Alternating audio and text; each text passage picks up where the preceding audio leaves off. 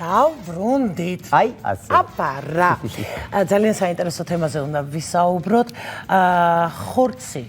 ხორც პროდუქტები, როგორ უნდა შევინახოთ, როგორ უნდა შევარჩიოთ სწორად, რძის ნაწარმი. ვფიქრობ, რომ ეს ძალიან ესეთი საინტერესო და საჭიროებო თემა არის, იმიტომ რომ აი კვერცხისად უნდა იყოს შენახული, როგორ დავალხოთ ხორცი სწორად. ძალიან ბევრი სხვადასხვა რჩევებია, ბევრი სხვადასხვა რჩევას გაძლევს, მაგრამ პროფესიონალი, რომელიც ჩვენთან სტუმრად არის, ვფიქრობ, რომ ყველაზე სწორ რჩევებს. და საჭირო ინფორმაცია აუცილებლად განსაკუთრებით მოსახლეობისთვის. მე მაგალითად ბევრი რამე არ ვიცი ამ თემაზე, გარდა იმისა, რომ არ ვიცი, ამას არ ვაქცევით ყურადღებას. შევიდა სამწუხაროდ წარსულში, მაგრამ დღეს ეს ძალიან აქტუალურია და შესაბამისად ამაზე ბევრი უნდა ვისაუბროთ, რომ ინფორმაციას ბევრი გქონდეს. კი. დარადგინეთ, სტუმარი არა ჩვეულებრივი ხალხი. ულამაზესი ხალხი მარიან ჩაჩუა, სურსათის უნებლობის სპეციალისტი მობრძანა. ძალიან დიდი მადლობა მარიან, რომ დღეს ჩვენთან ხარ. მადლობა თქვენ მოწვევისთვის. და მოდი ახლა როგორ დავაანონსეთ, როგორ პირველ რიგში მოდი როგორ შევარჩიოთ ხორცი, ცოცხალ ხორცზე გვაქვს საუბარი და როგორ შევინახოთ შემდეგ ის ცოცხალი ხორცი, იმიტომ რომ ხშირად არის, რომ ჩვენ დაუშვათ ყიდულობთ საქონლის ხორცს და არ ვიცით, საქონელი არის, ბებერია, ახალგაზრდა არის, ვანაწევრებთ, მე ვყინავთ. მოდი აი ამაზე გველაპარაკეთ. როგორ შევარჩიოთ პირველ რიგში. მე ყველაფერი ერთად მინდოდა, რომ მეკითხა.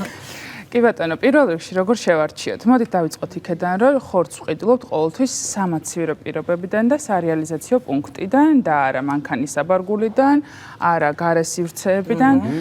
სამწუხაროდ მიწევს ესე მკაცრად ამის რჩევა, არაფერი საწინააღმდეგო გარემო ვაჭრების მიმართ არ მაქვს, მაგრამ ყველაფერს სჭირდება თავის სპეციალიზაცია და წესები და არის ხორცი, რომელიც არის საკმაოდ რისკის შემცველი პროდუქტი შეიძლება იყოს და არის მალფუჭებადი და დიდი ყურადღება ჭირდება.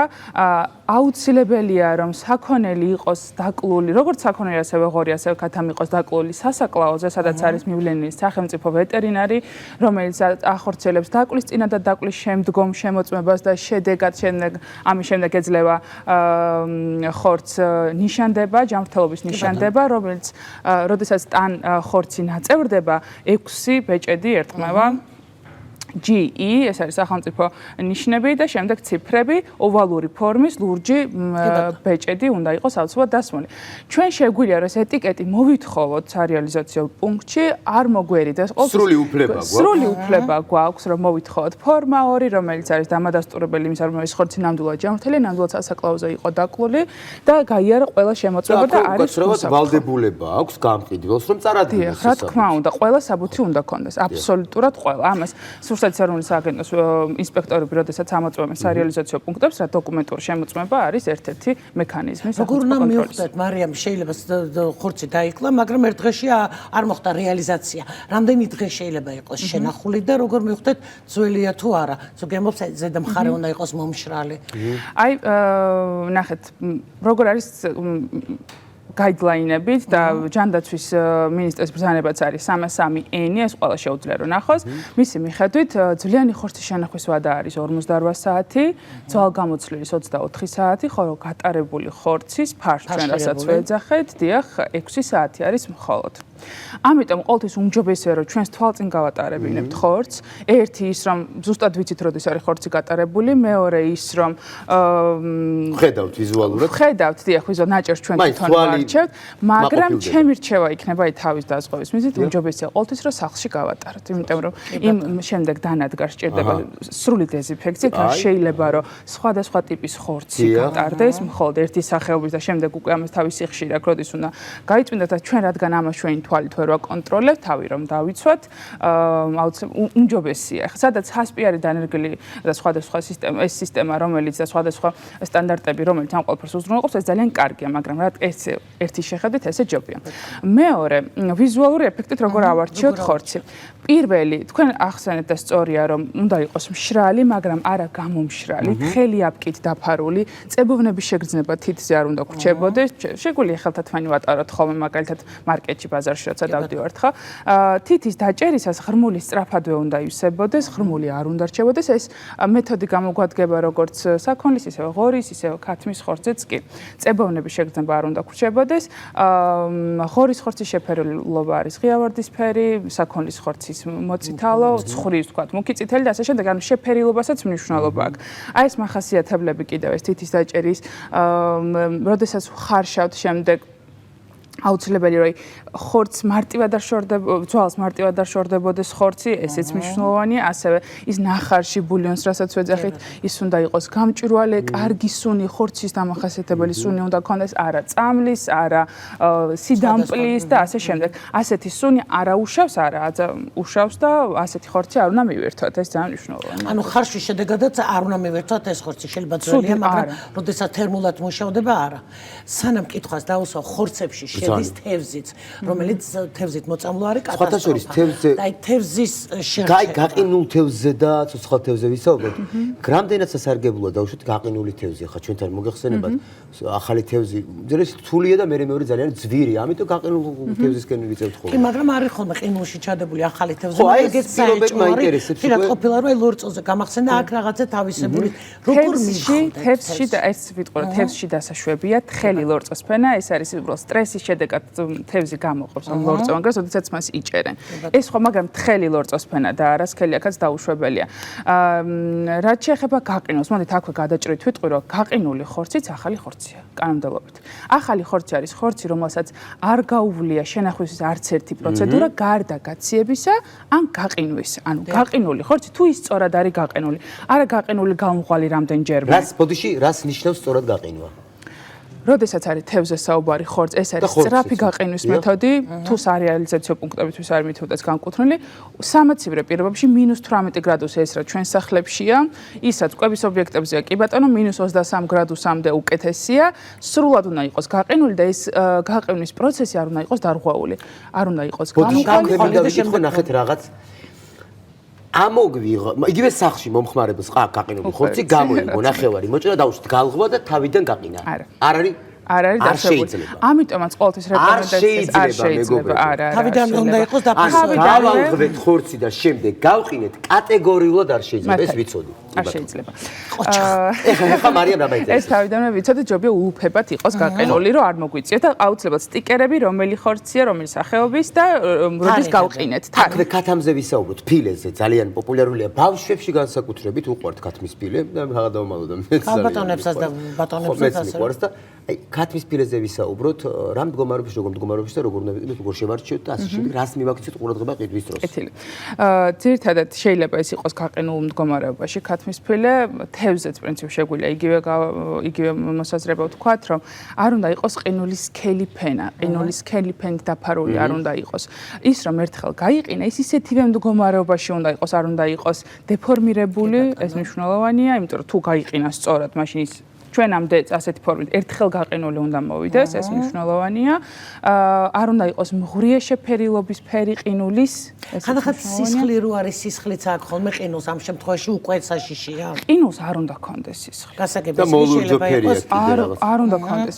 ის ხო წყალი, სასმელი, ანახეთ ყინულს როდესაც ვიყენებთ რამეში, ხო? ის სასმელი წყლის ყინული უნდა იყოს.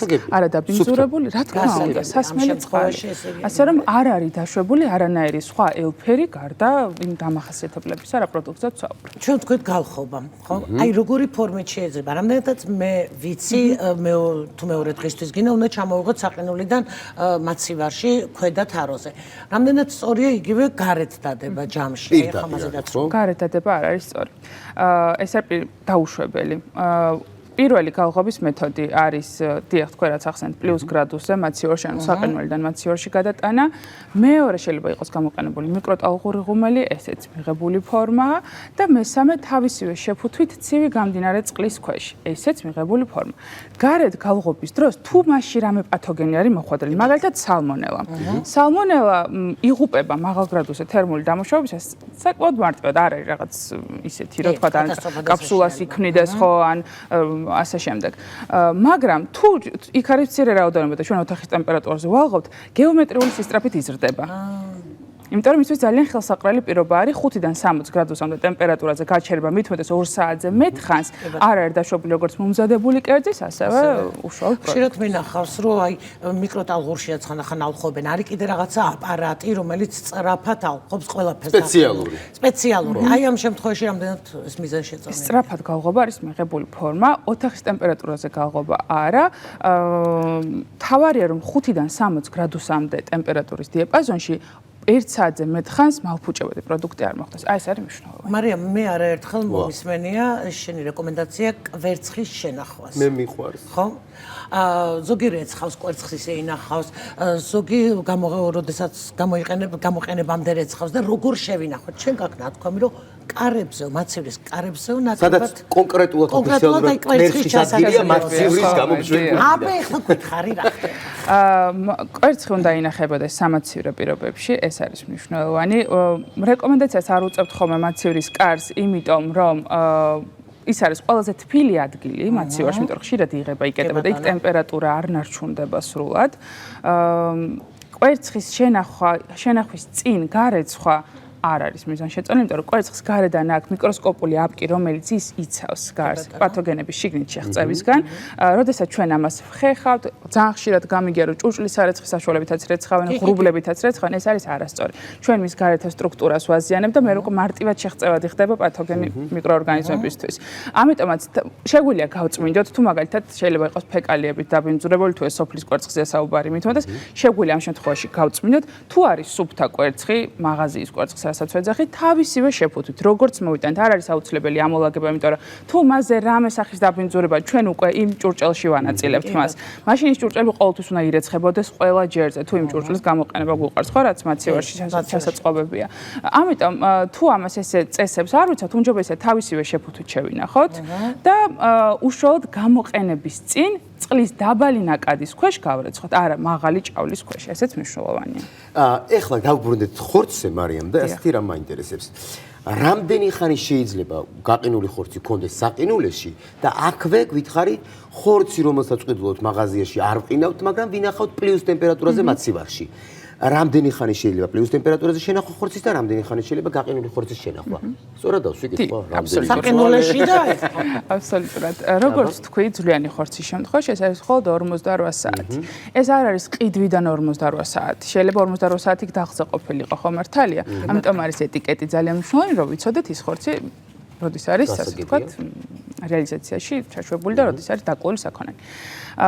ეს არის პასუხი პლუს მაცივარში, მე ჩვენ თვითონ გამოვთვალოთ, რამდენი ხანი შეგვიძლია გავიჩვენოთ, მაგრამ თუ იმ დღესვე არ ვაკეთებთ, და იმოდით უნივერსალური რჩევა. თუ იმ დღესვე არ ვაკეთებთ, ხორცს გავყინოთ. გასაგებია. გაყინვა შეგვიძლია 8 თვემდე. თავისუფლად. მართლა? დიახ, თუ საყინულის ტემპერატურა არ იქნება, დიახ, და არ იქნება მისი რეჟიმი დარღვეული. ესეც მნიშვნელოვანია. ძველი ხორცი, აი მოდი შინათუქა, ძველი ხორცი რა საფრთხეებს შეიცავს და რამდენად სახიფათოა ეს ჩვენთვის? აი ნახეთ ძველი ხორცი, ჩვენ ხო ვიცით დაძველებული ხორცი, რომელსაც მივირთვით. აი ამის თქმა მინდა რა სხვაობა. იქ ხდება დამარილება, იქ ხდება შებოლა, იქ ხდება გამოშრობა. ანუ ეს ყველაფერი რას უწყობს ხელს, რომ ბაქტერიები, ეს პათოგენური მიკროორგანიზმები, რაც აფუჭებს სიძველეს, რაც ქმნის, ხო მართალია, რა არის დაძველება, ბაქტერიების გამრავლება, ხო?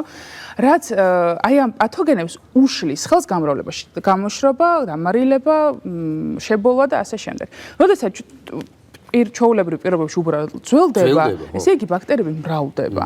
ეს სხვადასხვა ბაქტერია შეიძლება იყოს. აქ არ არის საუბარი მხოლოდ უბრალოდ მოწამვლაზე, უბრალოდ სურსათისმიერ ინტოქსიკაციაზე, ხო, რომელსაც ჩვენ შეიძლება სახლის პირობებში ჩვენი თვევუმკურნალოთ, ან უბრალოდ რამდენიმე დღე გადასხმა დაგჭირდეს. აქ მხოლოდ ამაზე არ არის საუბარი. არსებობს ისეთი საშიში ზოონოზური დაავადებები, ანუ ცხოველიდან ადამიანზე გადამდებები დაავადებები. სასწაული ინფორმაცია გაჟღერდა. დიახ, ეს არის ნათელი მაგალითი იმისა, თუ რას ნიშნავს რა დამუშავება, ხორცის სწორი თერმული დამუშავება. ანუ ის ბაქტერიები რომ მრავლდება, თუ დიდი რაოდენობით მოხდება ჩვენ ორგანიზმში და დიდი რაოდენობით მოხდება თუ დაძველებული და თუ დაძველდა ხორცი და ძველია, ეს იწვევს ზუსტად სურსათისმიერ, რა თქმა უნდა, მომავალში შეიძლება იჩინოს თავი. ის ხორისოლიტერი, რომელიც იყო შემთხვევა, ხო? გააჩნია კიდევ რომელია, რომელი ჰელმინთი არის. არის ისეთი ტრიქინელოზე ალბათ გაგიგია დაავადება, ეს სპირალური ტრიქინელო, რომელიც ღორის ხორცში გვხვდება, ნუ შეიძლება დათვშიც შეგვხვდეს და ცხენის ხორცშიც. ძირითადად იმის გადამტანები არიან მღრღნელები და მტაცებლები და თავარი კერა არის, ასე ვთქვათ, ღორის ხორცი. ამიტომაც ყოველთვის ვაძლევ რეკომენდაციას, რომ სამწვადე ხორცი კარგად დამუშავებული უნდა იყოს. აუცილებელია, რომ იყოს სასაკლაოზე დაკული და შემოწმებული, იმიტომ რომ იმ ვეტერინარმა ზუსტად იცის, რომელ ადგილებში ბუდობს ეს ბაქტერიები, ეს ლავრები, ეს ჰელმინთები და სად შეიძლება მათი ასე თუ ჭყალებში პოვნა. არის თვალხილული, არის უხილავი ბაქტერიები, ხო? ნუ ჰელმინთები თვალხილულია და შეუძლია ვეტერინარმა, ვინც ზუსტად იცის, სად უნდა იპოვოს, აღმოაჩინოს ასე ვთქვათ და შემდეგ ის ხორცი რა თქმა უნდა რეალიზაციაში არ არის. ამიტომაც არის მნიშვნელოვანი რომ იყოს სასაკლაოზე დაკული, არა თქვათ ჩემი ეზოსი, ჩემი გაზრდილი, ჩემი დაკული და ასე შემდეგ. მე მესმის რომ ყველას კარგი უნდა, ყველას და არავინ განზრახულად ცოტა არ გააკეთებს, მაგრამ ყველაფერს ჭირდება თავის სპეციალიზაცია, ჭირდება ვეტერინარი, ჭირდება სასაკლაოზე წესების მიხედვით. მარიამ, აი მწვადი გამახსენდა და კახელები ვამბობთ რომ არ უნდა გაირეცხოს ხორციო. ხორცის გარეცხვის წესები როგორია? აი კახელები მართლები. როგორ ხდება ხორცის გარეცხვა და მართალია თუ არა რომ როდესაც ამოვხარშეთ პირველი ნახარში უნდა მოვხსნათ. გააჩნიათ, იცით, თუ ნახარშის მოხსნას აი რატო აკეთებენ ხოლმე მაგ პროცედურას, იმიტომ რომ თუ გვაქვს ეჭვი იმისა, რომ შეიძლება იყოს ანტიბიოტიკები გამოყენებული, რომელიც მოცდის პერიოდი არ არის გასული და ისე არის ხორცი დაკული, აი მაგალითად თუ რამდენიმე დღით ადრე გამოიყენეს ანტიბიოტიკების დოზა საქონელზე და შემდეგ დაიკლა მალევე, უკვე მასში არსებობს რისკი იმისა, რომ პირდაპირ გადავიდეს ნახარში და გადმოვიდეს ესე ჩვენთან, ხო? ამიტომაც, როდესაც მწვადზეა საუბარი, უნდა ვთქვათ, რომ გარეცხვის დროს ძალიან მაღალია რისკი იმისა, რომ ჩვენის ნიჟარა, სადაც ვრეცხავთ, დავაბინძურებთ, იმიტომ რომ ჩვენ მას გარეცხვის დროს იმ ბიოლოგიურ დამაბინძურებელს, რისიც გვეშინია, ხო, ანუ იმ ბაქტერიებს, ასე ვთქვათ, ასე შემდეგ, მაინც ვერ მოვაშორებთ. და ასე შეიძლება ნიჟარა ისე დავაბინძუროთ, რომ ეს ჯვარედინი დაბინძურება პირდაპირ ჩვენ სამზარეულოში. სასწაული რჩევები, მარიამ. ძალიან შეიძლება წყლის დაბალი ნაკადის ქვეშ. თუ ძალიან შეჩვეულები ვართ და მაგრამ ხშირად უნდა მოხვიდე მოკლედ ჩვენთან. საინტერესო სტუმარი. კი ბატონო. ამომწურავი პასუხებით. კი ბატონო, უღრმესი მადლობა თქვენ. ეხლა იქნება ძალიან საინტერესო რეკლამა. კი. ძალიან მალე დაგიბრუნდებით.